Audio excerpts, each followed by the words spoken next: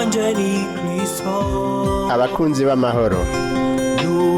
Abakunzi b'amahoro ni ikiganiro mutegurirwa n'ishyirahamwe TWR mu Burundi bifashwe mu mugongo n'umugambi Christian Initiatives for Peace CIP mu Burundi.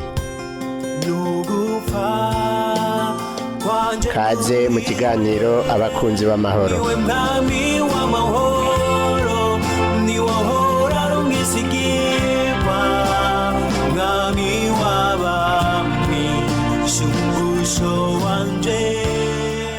Turakora mukije inshuti mugenzi mukuzi w'iganiro abakunzi b'amahoro. Tunyaguha kaze muri kino kiganiro ciza kugira ngo bande natwe kugira ngo wongere wibwishwe canke wibutswe ingene ukwiye kubungabunga amahoro aho utumbereye. Uno munsi ni Rodas Manirakiza muri kumwe nkaba mfise umutumire hano Manirakiza Onesphore twari kumwe mu kiganiro giheruka nongeye kuma kaze ndabaramutsa kaze cyane. Ndakuramukije amahoro y'Imana ndaramukije n'abariko baradukurikirana muri kino kiganiro. Ego tongeye kugirirwa bake kubaronka kugira ngo twongere tuganire.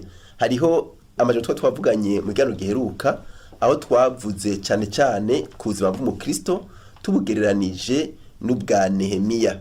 Kandi ikiganiro narumva ko kitaheze rero kugisubire kukibana kugira ngo tugisozere neza byabaye nkenegwa. Rero mwagizenza kuyoboka mukamwaje isabahezagire. Murakoze cyane. Ego none nk'abatadukurikiranye mu kiganiro cyaheruka mushobora kubibutsa ivyo twavuze muri ico kiganiro. Muri ico kiganiro twavuze cyane cyane twahereye kuvuga ku cyacu umukristo. Ku mukristo ari umuntu yamenye Imana, yize Yesu umwana n'umukiza kandi ari umujana butumwa ari muri inosi ngo amenyekanishe iyo Mana yamenye biciye mu nyifato ziwe no mu bikorwa akora.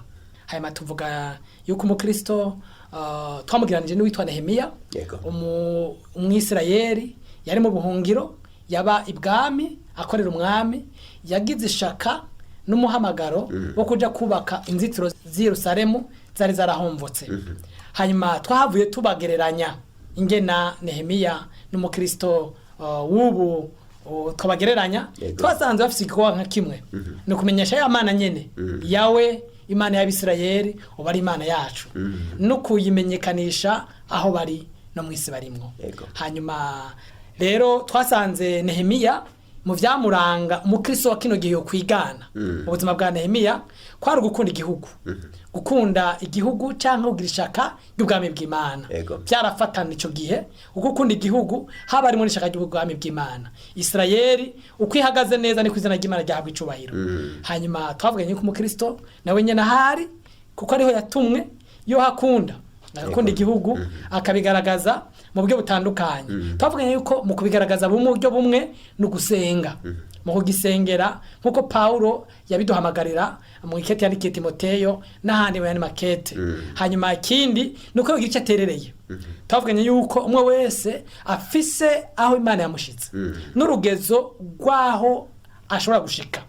Imana ntizotubaza icyo itaduhaye izotubaza icyo yaduhaye. Umwe wese ahari navuga nti umukristo ari mugwi canke mugina ndiko mvuga mu mbibe z'igihugu cy'u Burundi mutoya n'umukristo ari mu ngoro y'umukuru w'igihugu ahakorana n'umukuru w'igihugu bose bazobazwa Imana iravye ibakwe n'iteka yabateye. Hanyuma ikizotubaza naco ni giki ninga turondera ubutungane ninga dufasha babandi bakeneye ko Imana ibafasha ningena duciziroranye ninga twitwarika ukuri. Twasanze kandi ivyo bitoroshe bisaba gushira amanga bisaba kwihangana no guhangana n'imitego y'umwasi Satani agomba ko tutagendera muri umuhamagaro twahamagawe. Yego murako cyane murumva ko mu byaranga Nehemiya cyangwa mu byaranga umukristo w'uno munsi harimwo gusenga. Igihugu togisengera gute? Igihugu mu gisengera iri jambo ngomba nkoresha bagita kwinginga. Yego iyo turiko turava gusengera igihugu tuviga kwinginga. No kwinginga no kuja mu gishingo c'uwundi muntu ukamuvugira imbere y'uwundi umusabira ko agirirwa imbabazi umusabira ko akorerwa ikintu. Mu gusengera igihugu rero tuhagarara imbere y'Imana twinginga mu izina ry'igihugu ry'abarundi. Bwa mbere tubasabira imbabazi kubw'ivyaha bagenderamwo.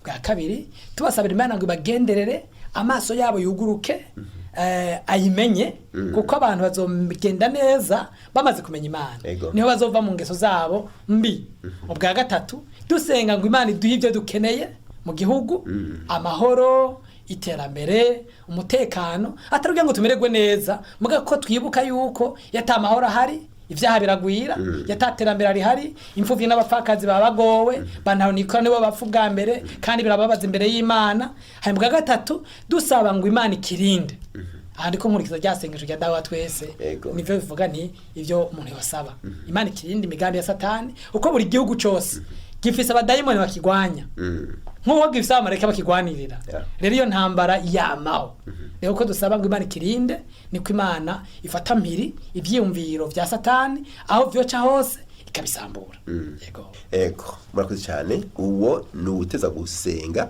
kugira ngo igihugu kigende neza kimererwe neza abakibo bamererwe neza kandi bakore ibiroranye ikindi tuvuze gukunda igihugu hariho mwamaze kuvuga yuko umuntu ateza kugiterera akagira ico akoze mu gukunda igihugu umukristo yokora iki mukorekana urukundo akunda igihugu urakoze cyane ikintu cyambere je no bwira umukristo kuko Bibiliya yavuze umukristo ko badakora yego ubadakora nawe Abatesalonike ba kabiri 10 yarababuje Paulo yavuze ati narababwiye igihe twari wanyu yuko udakora dakwiye kugira ane kurya rero umukristo ikintu cyambere no mutera intege no gukunda ivyo akora akabikorana ubwira n'umwete kuko ivyo dukora byose byemeye n'amategeko biraterera igihugu umwarimu niyigishe neza nk'umukristo yibuke ko ariko arigisha neza abana b'igihugu ariko arahicyuhira Imana abayigira akarokeza umucamanza naca imanza nk'umuntu yatumwe n'Imana muri tribunal yibuke ko imbere y'Imana azobazwa urubanza rwose yaciwe kandi yibuke ko urubanza rwose aca rufise ingaruka ku bantu abene gihugu n'abantu bituye iyo tribunal ujere gutunganyiriza abantu mu vy'intwaro niyakira abantu mu rupfasoni ntarabe nkunze uribuka Yesu ko yabwiye abasodati nimukunda akazi kanyu nimwake ibiturire ariko mu butungwe n'ivyo mufise nuvuga ngo umukristo akwiye gukorana umwete ubwira umutima mwiza ibikorwa yahawe byaba bijya abarundi bemera ko bikomeye nabigi womenga birakengeretse n'ukora mu nzu ateke n'ifungurwa ahaba akora akazi ko mu nzu nabikorana umutima mwiza kuburyo n'abakoresha bavuga ati by'ukuri dufise umutetsi mwiza rero gutanga intererano yawe mu gihugu no gukora neza ivyo wajejwe hamwe no kwiyumvira ibindi Imana iguhaye vyozana agasunuzo vyotuma abantu bisununura ukabizana uko ari Imana itaraduhishurira igomba kuduhishurira mu gihe twaba bizigirwa mu byo twari twarahawe ukora ego murakoze cyane aho nyene tukiri ngaho haraho umuntu mu bwuti none hantu ubona ko ugerageza gukora neza kugira ngo ibintu bigende neza ngo ati erega ibinkikije canka bankikije nibanyorohereje uwo tumubwira ngo iki naca ndamubwira uyu muntu numubwira nti nturu wa mbere atorohejwe yego nturu wa mbere atoroherejwe muri iyi nkuru ya Nehemiya twasanze baramugwanije gose gushikaho bamuhenda bamukanga ndabona inkuru muri Nehemiya intangaza gose ngo bamutuma ku incuro 10 bamubwira ngo abansi bagiye bazi kubatera ku buryo basigara bubaka kuboko kumwe gufasha igwanisho ukundi gufasha ikikoresho hanyuma bageze gutangura kubaka batangura kumuteranya n'abamutwara batangura kuzana ibintu byose by'uburyo butandukanye kandi yatega ubwoba n'abantu bakomeye abantu baserukira ubwami bw'ico gihe batwara abisirayeli rero numubwira nti nta numwe azana ihinduka nta numwe azana interano nziza ngo yoroherwe kuko abambere bakugwanya nibajya ugombye gukosora kuko ni wigisha neza abandi bigisha nabi bakigishanya umutima mubi ubukiri urubanza bigisha nabi kuko ni bakorera abene gihugu bakwituye abandi babaka ibiturire abandi babacunaguza babajyagagura wewe ubukiri urubanza barya babikora burya bakora nabi bagomba ngo dusangira akagwi magane dusangiye ubwoko mu buryo bw'imwemu twe turabi Imana twe turabatumwa b'Imana rero nta numwe azokorera Imana no mu mashengero nawe ugomba gukora ivyo Imana vyiza nkuko Imana igomba hazoba abantu batanezeregwa uko babona umengo baciriye urubanza kandi umenga urarengeje urugero urabononeye rero uzogomba gukorera Imana wese Bibiliya ni kwivuga ngo uzogomba gukurikira Kristo nk'uko Imana igomba Ego. azohamwa. Ni Timoteyo 2:12. Uzogomba kurikira Kristo nk'uko Imana igomba azohamwa. Rero byo nibisanzwe iyo hamwe iyo udatahuwe n'ikimenyetso cy'uko ivyo ukorakora bisambuye ivyahora bikorwa bitari vyo. Biteye ikibazo ku bantu batahora bagomba gukora neza. Nezererwa hanyuma wihangane kuko umwami ari kumwe nawe. Yesu yatubwiye ngo ndi kumwe namwe gushika ku mpera y'isi. Yego. Uti rero ntiyoca adebuke ngo acike intege ngo acavuga ngo basi ko bitumvika bidatahuritse ngo ndabihevye. Abantu bose batumye ibintu bigenda neza. Yego. Batumye ibihugu by'isononura. Batumye amashengero y'isononura. Yego. Batumye imiryango y'isononura. Batangura batumvwa. Bamwe mbere bakanabica. Umuhanditsi umwe yavuze ngo amabuye bateye umuvugishwa niyo bamwubakishirijemwo umunima icibutso cyuko yari ukuri. Yego. Rero nuvuga ngo umuntu azanye ivyiyumviro vyiza byo gufasha abantu. Nabwiye ko abamwanka nabo akuye amata mu kanwa. Nabo agomba kononera azanye ubutungane nta biture bizohasubira kwaba. Azanye urutonde mu ishure nta bazosa kwideribera bazosubira kubaho nta bazohaba harimo amafaranga. Azanye ivyo bintu azanye abamwanka nibajyanyene. Mugabo nibitebe biteruke bazomushimira nihinduka ryaba. Nta hinduka litazana amabavu.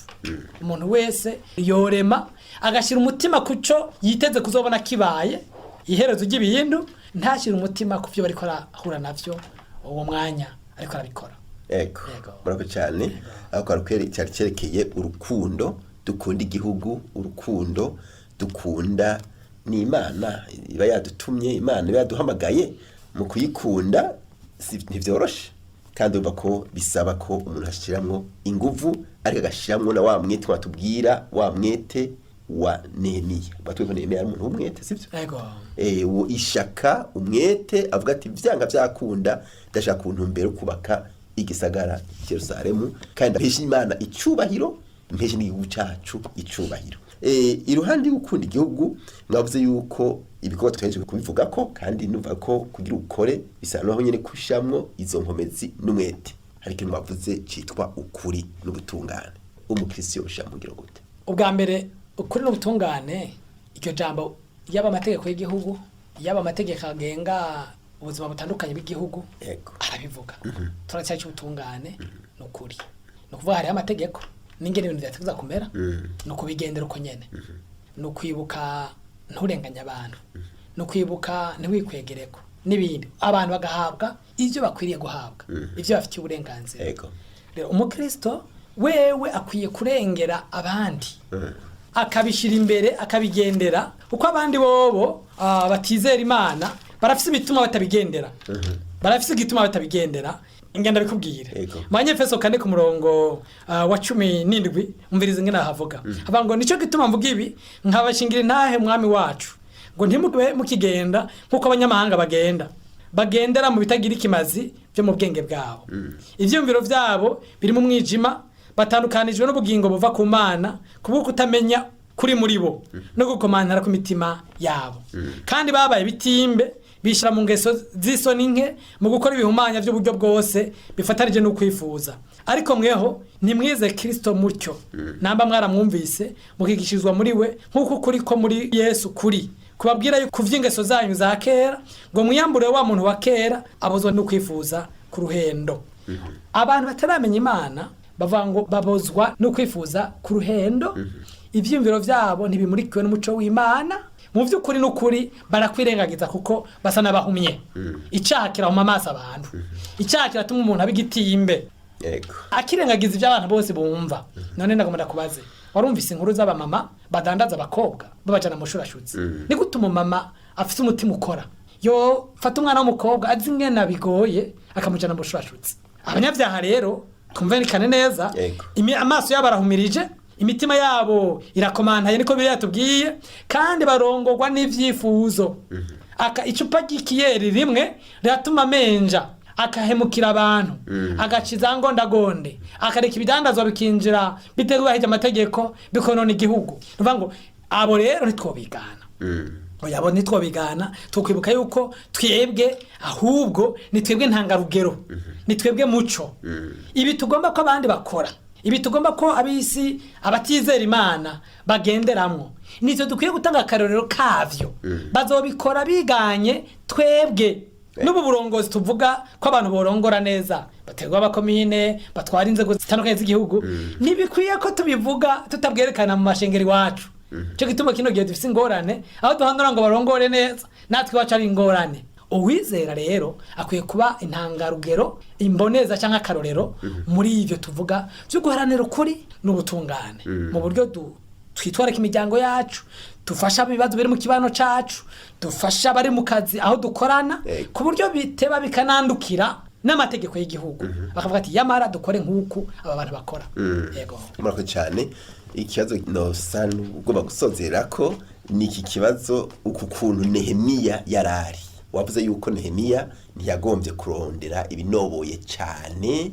bagendere mu bihanitse cyane yagombye kuba umuntu yumva akwiye kujyana ibyoroheje muga akabona yuko gusa icyo ashyira imbere ari uko abisirayeli bari mu icyo gihugu bagenda neza boroherwa bamererwa neza hajya tubwira rero abantu mu nzego zitandukanye baba abarongozi b'amashengero abarongozi b'igihugu kuri akaruru ka Nehemiya bo kwifata gute abantu bari mu nzego zitandukanye abarongozi b'amashengero umuntu wese afite icyo ajejwe yo kwibuka yuko ibako yahawe ni iryo gukorera abandi si iryo gukorerwa nubwo iryo bako rijyana n'uburenganzira kanaka bw'umushahara no gufashwa nyine gucika kuri iyo mirimo imodoka ibintu byose duhabwa sinopfa nibagiye yuko ibakwe nahawe ni iryo gukorera si iryo gukorerwa yego abakorera igihugu abashikiranganje tubita abakozi ba leta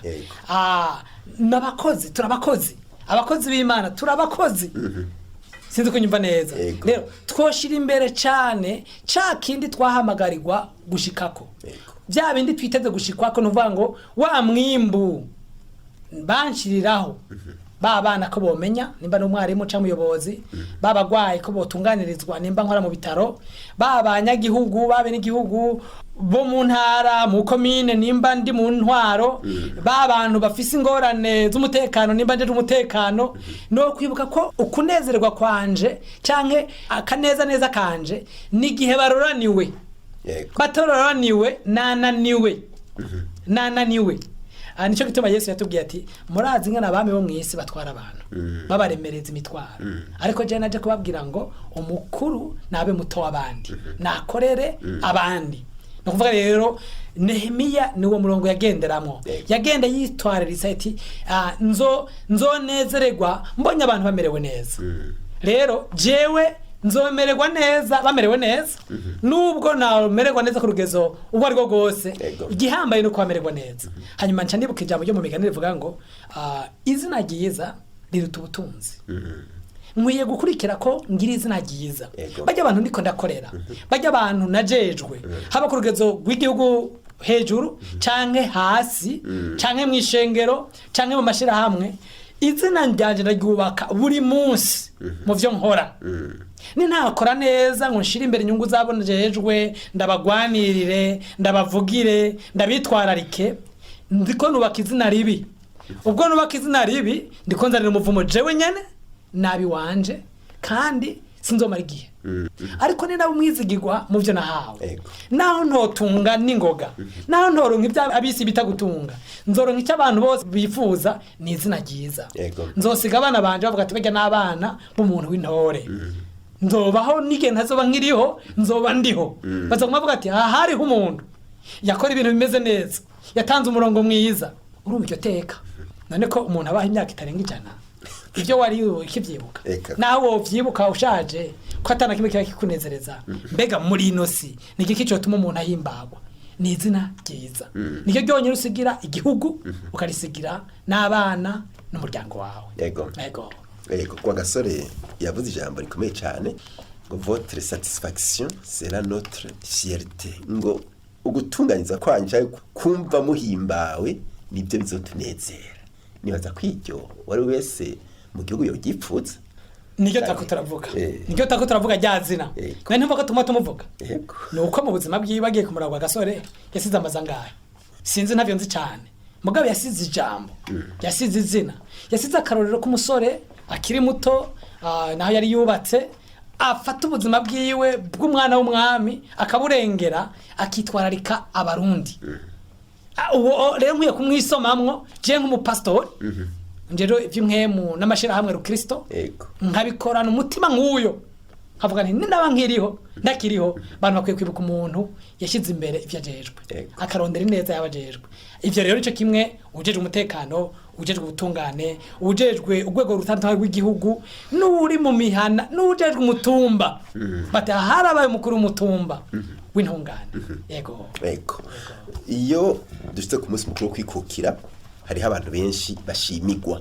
kubatora ingene bavyihweza urazi ko bavuga ivyo bakoze ntiwumva yuko umuntu ashize imbere kuvugwa neza bishobora kumushikana ku zindi nzego atariyiteze urakoze cyane ndashima kwanza ingena leta y'u Burundi cyo kintu yakigize kuko mu gutera intege abantu ngo bakore neza no kuvuga babikoze neza nibwo buryo twita bwo gutera intege udakoresha amategeko mu gukoresha gutera intege hanyuma nabivuze umuntu niwe yiteza imbere kandi we yiteza inyuma naho bo guhagurukira kubera utagira abo muva hamwe kubera utagira umwana imwaro cyangwa abakuvugira ibikorwa byiza bibiribangwa nivyo biduherekeza nivyo bitwitangira imbere nivyo bituvugira kiye n'ikimenyetso bamwe barasanuka ndazi umugenzi yasanutswe bamuhamagaye ngo bamushimire yarasanutswe gose ari mu kwa gatanu ati banyiyumviye gute erega ivyo umuntu akora biraboneka n'ababandi bakwanka burya aba mu kukuvuga nabi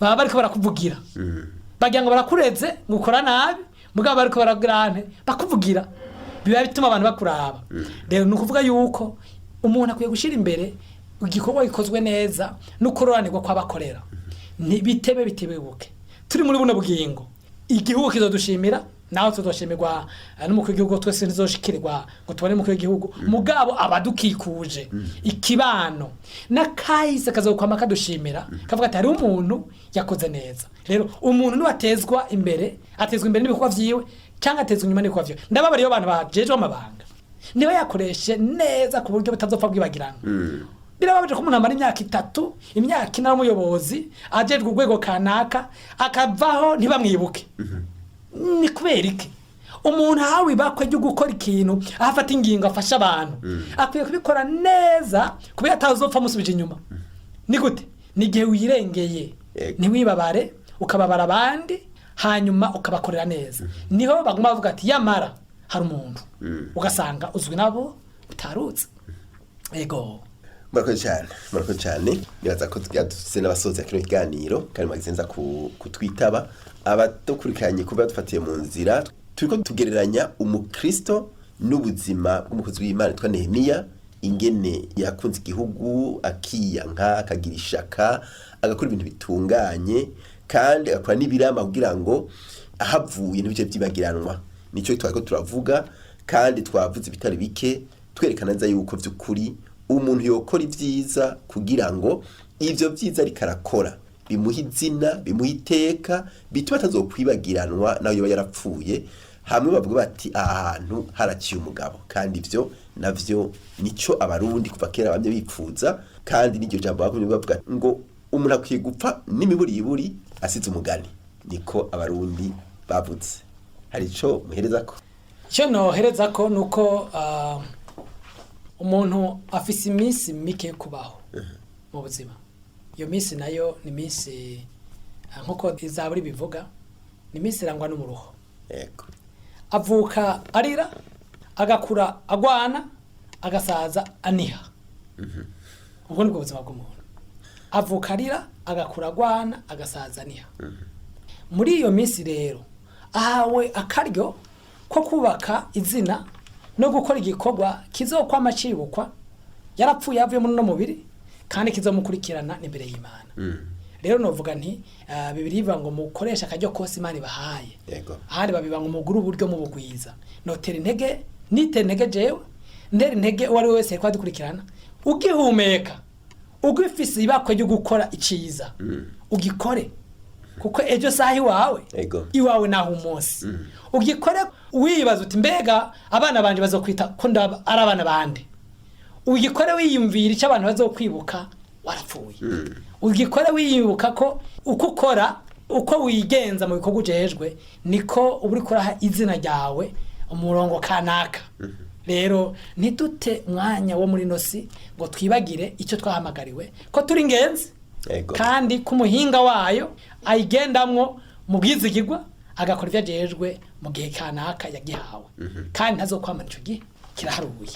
Yego kandi nikigeretse ko twitwararike kurondera ubwebwe mu ijuru kuko inyuma y'iminsi mirongo tumara mu isi hariho ubuzima bw'ibihe n'ibihe bitazoshira tuzobaho tumaze kubazwa icyo twakoze tukaba guhabwa impera nziza canke mbi bivanye n'icyo twakoze.